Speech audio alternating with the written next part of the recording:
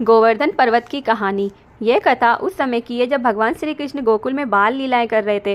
गोकुलवासी हर वर्ष इंद्रदेव की पूजा और यज्ञ करते थे जिससे इंद्रदेव प्रसन्न होकर वर्षा करें और उनकी फसलें अच्छी हो। एक दिन बालक कृष्ण ने गांव वालों से पूछा, आप लोग इंद्र की पूजा क्यों करते हैं? तो गोकुलवासियों ने उत्तर दिया, इंद्र वर्षा करते हैं जिससे हमारी फसलें उगती है, गायों को चारा मिलता है और हमारा जीवन चलता है। तो श्री कृष्ण ने उनको समझाया कि हमारे जीवन का आधार गोवर्धन पर्वत है। यह हमें हरी भरी घास, मीठे जल के झरने, ये सब कुछ देता है। तो हमें इंद्र की बजाय गोवर्धन पर्वत की पूजा करनी चाहिए। श्री कृष्ण की बातों से प्रभावित होकर गोकुलवासियों ने इंद्र की बजाय गोवर्धन पर्वत की पूजा करना शुरू कर दिया। इंद्र को जब यह बात पता चली तो वह अत्यंत क्रोधित हो गए। उन्होंने गोकुलवासियों को दंड देने के लिए मूसलाधार वर्षा शुरू कर दी। पूरा गोकुल पानी में डूबने लगा, तेज वर्षाएं चलने लगी और बाढ़ जैसे हालात हो गए।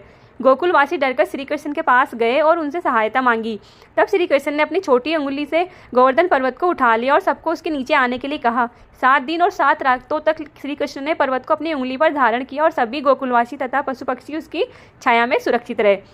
जब इंद्रदेव ने देखा कि उनका प्रकोप भी श्री कृष्ण को नहीं हरा सका तो वे समझ गए कि ये कोई साधारण बालक नहीं बल्कि स्वयं नारायण है। वह कृष्ण के पास गए और क्षमा मांगी और उनका यशगान करने लगे।